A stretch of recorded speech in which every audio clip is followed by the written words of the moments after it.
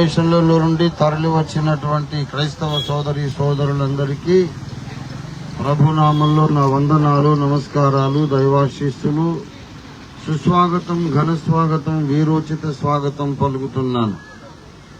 ప్రియులారా, మన దేశం ఈనాడు చాలా ఘోరమైన ప్రమాదపు టంచుల్లో ఉన్నది.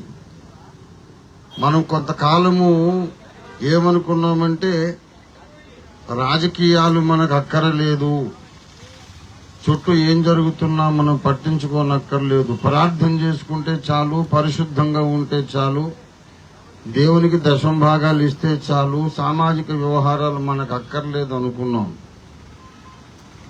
అలా ఉండినటువంటి ఆ అలసత్వం యొక్క దారుణ ఫలితం ఏమిటో, ఎలాగా ఫలితాలు వస్తాయో మీకు అర్థం కావడానికి మన ప్రత్యర్థులు మణిపూర్ అనే ఒక సమస్యను సృష్టించి మనకు చూపించారు.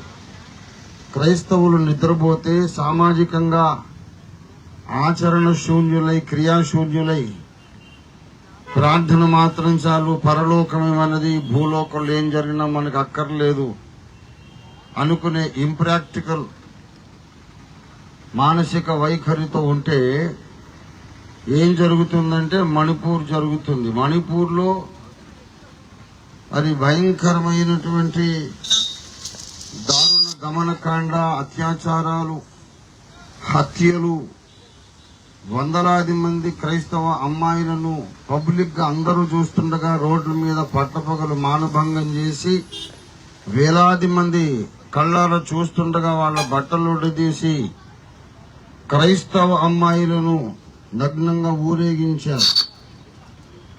అలా జరుగుతున్నది బయట ప్రపంచానికి తెలియొద్దని అక్కడ స్థానిక పాలకులు ఎవరైతే ఉన్నారో ఇంటర్నెట్ అంతా కూడా అక్కడ స్విచ్ ఆఫ్ చేశారు. ఇంటర్నెట్ పనిచేయకుండా, సోషల్ మీడియాలో ఇది వైరల్ అయిపోతుందని ఇంటర్నెట్ పనిచేయకుండా చేశారు. రివర్స్ లో మళ్ళీ అక్కడ ముఖ్యమంత్రి గారు ప్రకటించారు ఏంటంటే, క్రైస్తవులు ఈ మధ్య మిలిటెంట్ గా తయారవుతున్నారు, క్రైస్తవ మిలిటెంట్లను నేను త్రొక్కివేస్తాను ఉక్కుపాదంతో అన్నారు. ప్రియ మిత్రులారా, క్రైస్తవుల మీద హత్యలు చేయడం, అత్యాచారాలు చేయడం, క్రైస్తవ స్త్రీలను నగ్నంగా ఊరేగించడం చేసి, ఎందుకు ఇలా చేశామంటే క్రైస్తవులు మిలిటెంట్లుగా, క్రైస్తవులు ఉగ్రవాదులుగా తయారవుతున్నారు అనే నేరం మోపారు. ఇదే రేపు దేశమంతటా జరగబోతుంది. క్రైస్తవుల మీద అంచెలంచెలుగా వ్యూహ ప్రకారం, ఖచ్చితమైన స్కెచ్ ప్రకారం సమాజంలోని ఒక బలమైన వర్గం దాడి చేస్తుంది. క్రైస్తవ్యమే లేకుండా చేయాలని, క్రైస్తవుల మీదనే కాకుండా దళితుల మీద కూడా భయంకరమైన అణిచివేత జరుగుతూ ఉంది. దళితులన్నవాడు ఏ మతంలోనైనా ఉండొచ్చు, దళితులన్నవాడు ఏ మతంలోనైనా ఉండొచ్చు, కానీ ఎస్సీ ఎస్టీ అట్రాసిటీ చట్టం అనేది మీకు వర్తించాలంటే మీరు దళితులై ఉంటే సరిపోదు, హిందువులై ఉండాలి. క్రైస్తవ్యంలోకి వస్తే మిమ్మల్ని దళితులుగా గుర్తించం అనే ఒక వింతవాదన మొదలైంది. కొన్నాళ్ల కిందట జస్టిస్ రంగనాథ్ మిశ్రా కమిషన్ వేశారు. అప్పట్లో యూపీఏ ప్రభుత్వం, సోనియా మేడం గారు, మన్మోహన్ సింగ్ గారు, వాళ్ళు ఆ రంగనాథ్ మిశ్రా గారి కమిషన్ రిపోర్ట్ అందుకున్నారు. అందులో తేటగా ఆయన చెప్పింది ఏంటంటే,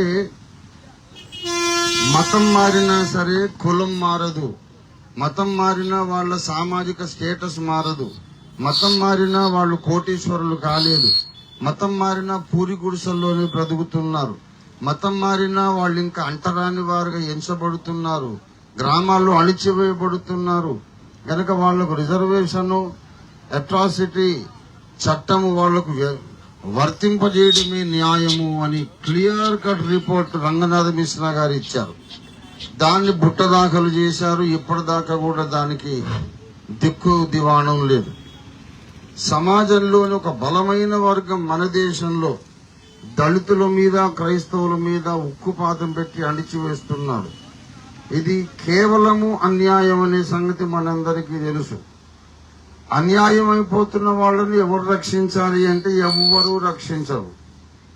ఎవరైతే అన్యాయానికి గురి చేయబడుతున్నారో వాళ్ళు తిరగబడడం ఒక్కటే మార్గము. ఇవాళ మనం చేసిన ప్రార్థనలు చేయండి. అందరికంటే ఎక్కువ మేము ప్రార్థన చేస్తున్నాం. గత 7-8 సంవత్సరాలుగా రాత్రులు నిద్రపోకుండా ప్రార్థన చేస్తున్నాం. ప్రార్థన చేయాల్సిందే, పోరాటం చేయాల్సిందే. క్రైస్తవుడు అన్నవాడు ఎప్పుడు హింసకు దిగడు, దొమ్మిలు అల్లర్లు హత్యలు చేయడు, ఆయుధం చేపట్టడు. కానీ అంతకంటే గొప్ప ఆయుధం మనకు బాబాసాహెబ్ అంబేద్కర్ మన చేతికి ఇచ్చాడు. రాజ్యాంగం అనే ఆయుధం మనకుంది. ఆ రాజ్యాంగబద్ధమైన హక్కులు అనే ఆయుధాన్ని మనం చేతబట్టి ఈ మతోన్మాదాన్ని అణిచివేయాలి. కేవలం ఇప్పుడు ఈ మతోన్మాదుల పాలసీకి ఏ మాత్రము కూడా లాజిక్ లేదు. ముందు దళితులను ఏమన్నారంటే మా గుడికి రావద్దు, మా గుడికి వస్తే మా దేవతలు మైలపడిపోతారు, మా గుడి మైలపడిపోతుంది అని ఈనాటికి అంటున్నారు. సరే మీ గుడికి రావద్దు కదా, మాకు నచ్చిన గుడికి వెళ్తాం, మమ్మల్ని ఎవరు రాణిస్తే ఎవడు మనుషులుగా చూస్తే అక్కడికి వెళ్తాం అని వెళ్తుంటే మీరు అక్కడికి ఎందుకు వెళ్తున్నారు, అక్కడికి వెళితే మిమ్మల్ని కొడతాము, చంపుతాము, కేసు కూడా ఉండదు అని బెదిరిస్తున్నారు. బాబు మీ గుడికి రానివ్వలేదు, వాడు ఎక్కడ దూకి చేస్తే ఎందుకు పట్టించుకుంటున్నావు? మా ఇంట్లోకి రావద్దు, మా గుడిలోకి రావద్దు, ఎందుకు పట్టించుకుంటున్నావు? ముందుగా 2వ కీర్తన నెరవేరుతా ఉంది. 2వ కీర్తన, అన్యజనులు ఎలా అల్లరి చేయుచున్నారు, జనములు ఎలా వ్యర్థమైన దాని ఏలికలు ఏకీభవించి ఆలోచన చేస్తున్నారు. భూరాజులు యెహోవాకు ఆయన అభిషిక్తుడికి విరోధంగా ఆలోచన చేస్తున్నారు. ఇవాళ పరిపాలక వర్గాలు, ఉన్నత వర్గాలు అందరూ కూడా ఒక్కటైనారు. ఇవాళ జ్యుడిషియరీలో అంత బ్యూరోక్రసీ నిండా కూడా కాషాయీకరణం జరిగింది. కోర్టులకు పోయినా వాళ్ళకు అనుకూలంగా తీర్పులు వస్తా ఉన్నాయి. ఇప్పుడు ఏం చేయాలి? ఒక్కటే మార్గం నేను చెబుతున్నాను. యేసును నిష్కారణంగా ద్వేషిస్తున్న వాళ్ళందరూ ఒక్కటైనారు కాబట్టి యేసయ్య మీద నాకు ప్రేమ ఉంది అనుకున్న వాళ్ళందరూ ఒక్కటి కావాలి. ఇక డినామినేషన్ చూడొద్దు, సిద్ధాంతాలు మనకు అవసరం లేదు. న్యాయాన్ని ప్రేమించే వాళ్ళందరూ ఒకటి కావాలి. ఇవాళ 1950లో ఉన్నటువంటి ఆ యొక్క ప్రెసిడెన్షియల్ ఆర్డర్ సంతకాల ఉద్యమం చేపట్టాం. నిజామాబాద్లో, విజయవాడలో, వరంగల్లో అనేక ప్రాంతాల్లో ఒక అద్భుతమైన విషయం ఏంటంటే అనేక మంది హిందువులు, అనేక మంది కమ్యూనిస్టులు, అనేక మంది ముస్లింలు ముందుకొచ్చారు. సార్ మేము కూడా సంతకాలు చేయవచ్చా, ఈ చట్టం అన్యాయమని మేము కూడా ఒప్పుకుంటున్నాం, ఇది మాకు అవసరం లేదు కానీ ఈ పోరాటాన్ని సమర్థిస్తున్నాం, మేము ఆధార్ కార్డు నంబర్ రాసి మరీ సంతకం పెడతాం అని చెప్పి మీరు భయపడి ఏం సాధించేస్తారండి? ఇంకా కొంచెం మనం ఇలాగే నిద్రపోతూ ఉంటే, కొంచెం అగ్రెసివ్ గా పోరాట పంథాలోకి మనం రాకపోతే ప్రతి రాష్ట్రము కూడా మణిపూర్ అవుతుంది. ఇది 100% జరగబోతున్న రేపటి చరిత్ర.